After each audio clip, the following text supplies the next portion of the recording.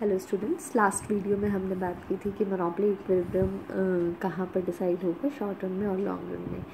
अब हम बात करेंगे कि जो मोनोपोली इक्विलिब्रियम डिसाइड हुआ है और इसका किस तरीके से रिलेशन है लॉ ऑफ कॉस्ट के साथ। एक मोनोपोलिस्ट ज़्यादा प्राइस फिक्स करेगा या कम प्राइस फिक्स करेगा, क्योंकि प्राइस फिक्स करना तो मोनोपोलिस्ट के हाथ में है। तो ये किस चीज़ पर डिपेंड करता है? दो चीज़ों पर डिपेंड करता है। पहला इलास्टिसिटी ऑफ डिमांड पर और दूसरा law of cost per. Elasticity of demand क्या होती है? इलास्टिसिटी ऑफ डिमांड होती है कि कितने परसेंट चेंज हो रहा है क्वांटिटी डिमांडेड में, किस चीज़ में चेंज होने के कारण। Percentage change in quantity demanded कितना हो रहा है किस चीज़ में चेंज होने के कारण, परसेंटेज चेंज इन प्राइस। तो हम क्या बात कर रहे थे कि भाई इलास्टिसिटी क्या होती है? Percentage change in quantity demanded due to percentage change in price. इसको प्राइस इलास्टिसिटी कहते हैं, क्योंकि क्वांटिटी डिमांडेड में चेंज हो रहा है किस चीज़ में चेंज होने के कारण, प्राइस में चेंज होने के कारण। अब ये इलास्टिसिटी की वैल्यू ग्रेटर देन 1 भी आ सकती है, लेस देन 1 भी आ सकती है। ग्रेटर देन 1 कब आएगी? इस चीज़ की वैल्यू ग्रेटर देन 1 कब आएगी? ग्रेटर देन 1 तब आएगी जब जो आपका ऊपर वाला न्यूमिनेटर है वो ज़्यादा हो और डिनोमिनेटर कम हो। न्यूमिनेटर ज़्यादा हो, डिनोमिनेटर कम हो, जैसे कि 4/2 कर लीजिए आप, मान लीजिए सपोज। तो कितनी वैल्यू आ गई? 2 कैसी होगी? Greater than 1। और इस चीज़ की वैल्यू यानी इलास्टिसिटी की वैल्यू लेस देन 1 कब आएगी? जब आपका न्यूमिनेटर कम हो, मान लीजिए 2, और डिनोमिनेटर ज़्यादा हो, मान लीजिए 4। तो कितना आ जाएगा? 0.5। तो लेस देन 1 आ गई इलास्टिसिटी की वैल्यू। यानी कि इलास्टिसिटी ग्रेटर देन 1 कब है? जब ऊपर वाला ज़्यादा है, न्यूमिनेटर ज़्यादा है, यानी कि चेंज इन क्वांटिटी डिमांड ज़्यादा है चेंज इन प्राइस की बजाय। और लेस देन 1 कब है इलास्टिसिटी की वैल्यू? जब ऊपर वाला कम है, नीचे वाला ज़्यादा है, यानी कि चेंज इन डिमांड कम है और चेंज इन प्राइस ज़्यादा है। अब जब इलास्टिसिटी की वैल्यू ग्रेटर देन 1 होती है, ऐसी डिमांड को हम इलास्टिक डिमांड कहते हैं। और जब लेस देन 1 होगी इलास्टिसिटी की वैल्यू, प्राइस इलास्टिसिटी की, तो ऐसी इलास्टिसिटी में हम डिमांड को क्या कहते हैं? इनइलास्टिक डिमांड है। अब इलास्टिसिटी पर डिपेंड करेगा कि मोनोपोलिस्ट कितना प्राइस चार्ज करेगा।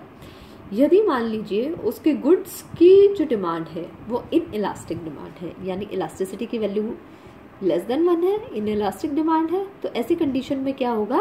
यदि मोनोपोलिस्ट प्राइस चेंज करता है तो प्राइस चेंज के कारण जो क्वांटिटी चेंज होगी उसमें कम परिवर्तन आएगा। मोनोपोलिस्ट चाहे तो बहुत ज़्यादा चेंज भी कर सकता है प्राइस में, बहुत ज़्यादा हायर प्राइस भी चार्ज कर सकता है, लेकिन प्राइस में बहुत ज़्यादा चेंज आने के कारण भी क्वांटिटी में ज़्यादा चेंज नहीं आएगा। तो ऐसे में जब इन इलास्टिक डिमांड है, मोनोपोलिस्ट कैसे प्राइस चार्ज करेगा? हाई प्राइस चार्ज करेगा।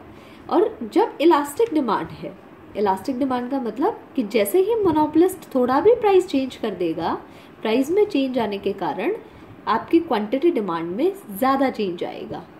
तो थोड़ा सा भी प्राइस इंक्रीज करने के कारण, मान लीजिए मोनोपोलिस्ट की डिमांड बहुत ज़्यादा कम हो जाती है, तो ऐसे में मोनोपोलिस्ट के लिए प्राइस को बढ़ाना ठीक नहीं होगा।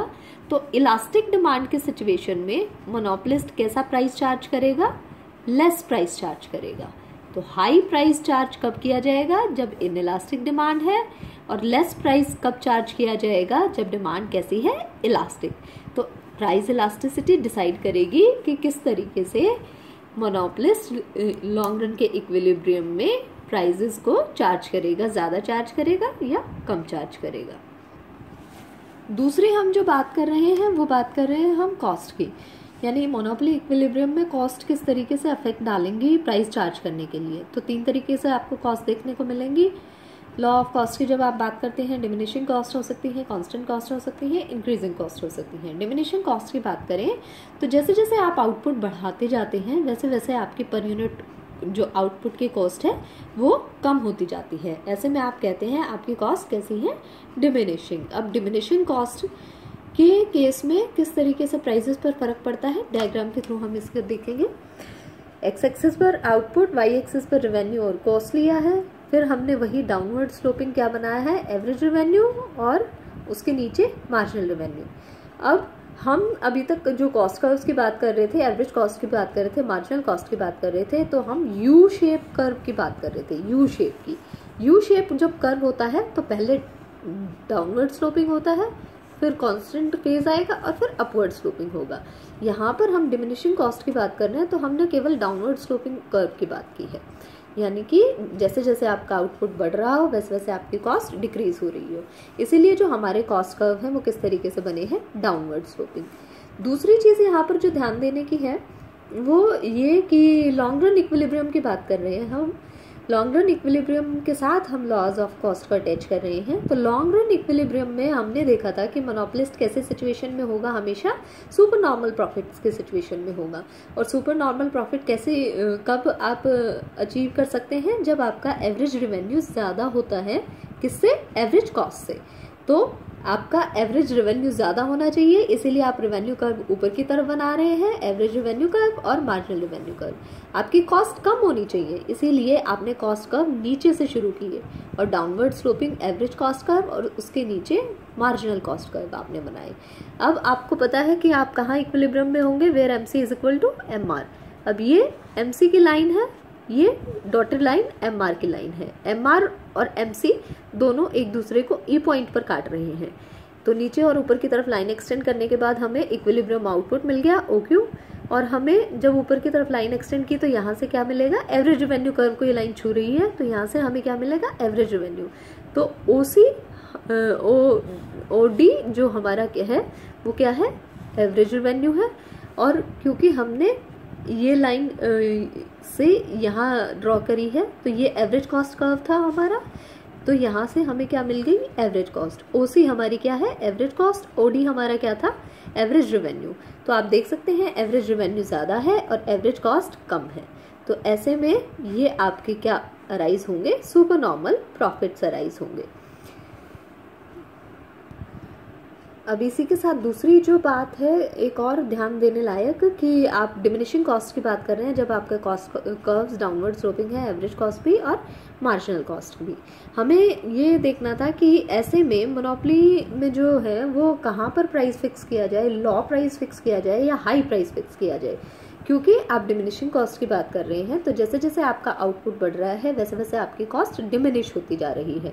कॉस्ट डिमिनिश होती जा रही है तो इस ऐसे में मोनोपोलिस्ट जो है वो अपने प्राइस को भी कंपैरेटिवली कम सेट कर सकता है और कम प्राइस सेट करते हुए भी सुपर नॉर्मल प्रॉफिट को अर्न कर सकता है।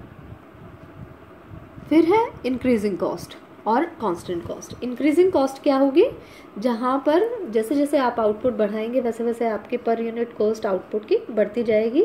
और कांस्टेंट कॉस्ट क्या होगी कि आप आउटपुट को बढ़ाएं तो या घटाएंगे, उससे आपकी कॉस्ट पर किसी तरीके का कोई फर्क नहीं पड़ेगा। इंक्रीजिंग कॉस्ट को हम डायग्राम के थ्रू समझने की कोशिश करेंगे। पहले एक्स एक्सिस पर आउटपुट, वाई पर रेवेन्यू और कॉस्ट लिए गए हैं। एवरेज रेवेन्यू बना लिया, मार्जिनल रेवेन्यू बना लिया। कॉस्ट कैसी है, इंक्रीजिंग, यानी यू शेप में जो इंक्रीजिंग वाला पोर्शन है उसकी बात कर रहे हैं। तो जब भी आप यू शेप कर्व बनाते हैं आपने ध्यान दिया होगा इस तरीके से पहले आपका average revenue average cost curve बनता है, उसको नीचे से काटता हुआ एमसी कर्व बनता है। तो एमसी कर्व ऊपर होता है, एवरेज कॉस्ट नीचे होता है। इसीलिए जो अपवर्ड स्लोपिंग पार्ट है उसमें एमसी ऊपर है और एवरेज कॉस्ट नीचे की तरफ है। लेकिन एवरेज रेवेन्यूज ऊपर से आएंगे और एवरेज कॉस्ट नीचे से आएंगे, क्योंकि हमें पता है कि किस तरह की सिचुएशन में है मोनोपोलिस्ट, सुपर नॉर्मल प्रॉफिट के सिचुएशन में है जहां रेवेन्यू ज़्यादा होगा और कॉस्ट कम होगी। लेकिन इंक्रीजिंग कॉस्ट है तो जैसे जैसे आउटपुट बढ़ता जा रहा है वैसे वैसे कॉस्ट ऑफ प्रोडक्शन भी बढ़ती जा रही है। अब कहाँ प्रोड्यूस करेंगे, वहीं जहाँ इक्विलिब्रियम होगा। एमआर से एक दूसरे को काटेंगे, नीचे और ऊपर की तरफ लाइन एक्सटेंड करेंगे, इक्विलिब्रियम आउटपुट आ जाएगा। ऊपर की तरफ लाइन एवरेज रेवेन्यू को काट रही है तो यहाँ से हम क्या देख लेंगे, ओडी क्या है हमारा, एवरेज रेवेन्यू। अब इसी लाइन से हम देखते हैं कि कितनी हमारी कॉस्ट आ रही है। तो इस लाइन से एवरेज कॉस्ट को ये यहाँ टच कर रहा है, यहाँ हमने लाइन ड्रॉ कर ली। तो ओसी हमारी क्या है, एवरेज कॉस्ट। ओडी हमारा एवरेज रेवेन्यू है, ओसी हमारी एवरेज कॉस्ट है। तो ऐसे में ये जो ABCD एरिया आ रहा है शेडेड, ये हमारे सुपर नॉर्मल प्रॉफिट को दिखा रहा है। फिर है बात कि हम यहाँ पर प्राइस ज़्यादा फिक्स करें या कम फिक्स करें। अब क्योंकि जैसे जैसे हमारा आउटपुट बढ़ रहा है वैसे वैसे हमारी कॉस्ट बढ़ रही है, तो ऐसे में कम आउटपुट को प्रोड्यूस करना चाहेगा मोनोपोलिस्ट, और उस आउटपुट के लिए कैसा प्राइस फिक्स करना चाहेगा, हाई प्राइस फिक्स करना चाहेगा, क्योंकि कॉस्ट बढ़ रही है तो हाई प्राइस फिक्स करते हुए सुपर नॉर्मल प्रॉफिट अर्न करेगा। फिर मैं बात करती हूँ कांस्टेंट कॉस्ट की। कांस्टेंट कॉस्ट को जब आप डायग्राम से देखते हैं, आउटपुट, रेवेन्यू कॉस्ट, और कॉस्ट कैसी होगी आपकी कांस्टेंट। कांस्टेंट कॉस्ट में मार्जिनल कॉस्ट और एवरेज कॉस्ट एक साथ हैं, दोनों बराबर हैं। क्यों? क्योंकि जब यू शेप कर्व बनाते हो तो नीचे से आपके जो कांस्टेंट पोर्शन होता है एसी का यू शेप बनाते हुए, उस पे एमसी आपके नीचे से काट कर निकलता है एसी को, तो एक पॉइंट आता है जहां पर कांस्टेंट कॉस्ट होती है और दोनों कॉस्ट इक्वल होती हैं। तो इस लाइन के थ्रू हम उस चीज़ को रिप्रेजेंट करते हैं, एमसी और एसी एक दूसरे के इक्वल हैं। एआर और एमआर कर्व बना लिए, कॉस्ट कर्व नीचे से बनेंगे क्योंकि सुपर नॉर्मल प्रॉफिट की सिचुएशन दिखानी है। कांस्टेंट कॉस्ट है इसीलिए स्ट्रेट लाइन कांस्टेंट पोर्शन हमने लिया। अब फिर हम कहाँ प्रोड्यूस कर रहे हैं, जहाँ एमसी एमआर एक दूसरे को काट रहे हैं, ये एमसी था ये एमआर था, एक दूसरे को यहाँ पर टच कर रहे हैं बी पॉइंट पर, यहाँ से लाइन एक्सटेंड की, तो इस लाइन पर इतना आउटपुट प्रोड्यूस कर रहे हैं आप। ये इस लाइन पर ये क्योंकि ए पॉइंट पर ए आर कर्व को टच कर रहा है तो यहाँ से हमने ले लिया ए आर, ओडी हमारा ए आर आ गया। ये लाइन यहाँ पर एमसी और एसी को टच कर रही है बी पॉइंट पर, यहाँ से हमने लाइन ड्रॉ की तो ओसी हमारा क्या आ गया, आपकी average cost. OD average revenue, OC average cost. ABCD जो शेडेड एरिया आ गया, ये किस चीज़ को रिप्रेजेंट करेगा, सुपर नॉर्मल प्रॉफिट को, जहाँ पर एवरेज रेवेन्यू ज़्यादा है, एवरेज कॉस्ट कम है, ये सुपर नॉर्मल प्रॉफिट हमें अर्न होंगे। और क्योंकि यहाँ पर कॉस्ट कैसी है, कांस्टेंट है, तो प्राइजेज जो हैं वो मोनोपोलिस्ट कांस्टेंट रख सकता है। हो सकता है उन प्राइजेज में मोनोपोलिस्ट कोई चेंज ना करना चाहे, मतलब मोनोपोलिस्ट बहुत ही ज़्यादा हाई प्राइस भी चार्ज नहीं करेगा और बहुत ही ज़्यादा लो प्राइस भी चार्ज नहीं करेगा, एक नॉर्मल प्राइस को चार्ज करना चाहेगा कांस्टेंट कॉस्ट की सिचुएशंस में। फिर कॉस्ट के साथ हम बात करते हैं कि मोनोपोलिस्ट प्राइस कहाँ डिसाइड करेगा, जहाँ पर ज़ीरो कॉस्ट ऑफ प्रोडक्शन होगी। देखिए वैसे तो ये एक्सट्रीम सिचुएशन है और ज़ीरो कॉस्ट ऑफ प्रोडक्शन आपको इजीली देखने को नहीं मिलती, लेकिन मानकर चलते हैं कि एग्जांपल आपके यहाँ जो दिखाया गया है कि कोई मोनोपोलिस्ट के पास एक माइन थी और जैसे जैसे वो माइनिंग करता गया वैसे वैसे एक वाटर स्प्रिंग निकल आया। तो माइनिंग अलग चीज़ थी, लेकिन वाटर स्प्रिंग जो अचानक से निकल आया माइनिंग में, वो उसको फ्री ऑफ कॉस्ट पड़ा, तो वहाँ कॉस्ट ऑफ प्रोडक्शन आपकी ज़ीरो हो जाती है। तो जब कॉस्ट ऑफ प्रोडक्शन आपकी ज़ीरो होगी तो मोनोपोलिस्ट कहाँ पर प्राइस चार्ज करेगा। अब इस चीज़ को हम डायग्राम के थ्रू बेहतर समझ पाएंगे। देखिए यहाँ एक्स एक्सिस पर आउटपुट, वाई एक्सिस पर रेवेन्यू और कॉस्ट लिए, मोनोपोलिस्ट की बात कर रहे हैं इसीलिए डाउनवर्ड स्लोपिंग एवरेज रेवेन्यू और डाउनवर्ड स्लोपिंग उसके नीचे मार्जिनल रेवेन्यू का कर्व बना लिया आपने। अब हमें पता है कि हम मोनोपोलिस्ट इक्विलिब्रियम अचीव करना चाहता है, मैक्सिमम प्रॉफिट्स की सिचुएशन को अचीव करना चाहता है, लेकिन ये इक्विलिब्रियम कहाँ आता है, MRMC अप्रोच के अकॉर्डिंग, जहाँ पर MR और MC इक्वल होते हैं। अब हमने यहाँ पर बात की कि हमारी टोटल कॉस्ट ऑफ प्रोडक्शन कितनी है, ज़ीरो, तो कोई कॉस्ट नहीं आ रही है हमारी प्रोडक्शन की, और क्योंकि टोटल कॉस्ट कोई हमारे यहाँ पर नहीं आ रही है तो ऐसे में एवरेज कॉस्ट या मार्जिनल कॉस्ट भी क्या होंगी, ज़ीरो होंगी। और हमें प्रोड्यूस कहाँ करना है, जहाँ पर इक्विलिब्रियम है, जहाँ पर MC और MR इक्वल है। अब MC और MR इक्वल हो लेकिन MC कितनी है, ज़ीरो, यानी कि MR भी कितना होना चाहिए, ज़ीरो। अब ये MR कर्व को जब आप नीचे की तरफ एक्सटेंड करते हैं तो यहाँ पर एक्स एक्सिस पर आप देख सकते हैं रेवेन्यू और कॉस्ट यहाँ आकर ज़ीरो हो जाते हैं। तो इस पॉइंट पर आपका MR क्या है, ज़ीरो। तो इस पॉइंट पर जहाँ पर OQ level of output produce हो रहा है, हम मानकर चलते हैं कि MC is equal to MR है, यानी दोनों ज़ीरो हैं। यहीं से हम इक्विलिब्रियम क्योंकि यहाँ पर डिसाइड हो रहा है तो ऊपर की तरफ एक लाइन एक्सटेंड कर देंगे जो एवरेज रेवेन्यू को N पॉइंट पर काटती है, और जब इस लाइन को हम इधर की तरफ एक्सटेंड करेंगे तो हम रेवेन्यू और कॉस्ट मेजर कर सकते हैं इस एक्सिस पर। तो OQ लेवल ऑफ आउटपुट के लिए हमें कितना एवरेज रेवेन्यू मिल रहा है, OP, ये हमारा एवरेज रेवेन्यू होगा। और क्योंकि मोनोपोलिस्ट ऐसी सिचुएशन में है कि फर्म को ये जो हो रहा, ये जो एरिया है OQNP, ये सारा का सारा प्रॉफिट हो रहा है, क्योंकि कॉस्ट तो ज़ीरो है तो सारे के सारा जो भी एवरेज रेवेन्यू अर्न किया जाएगा वो सारा कैसा होगा, मोनोपोलिस्ट के लिए प्रॉफिट होगा।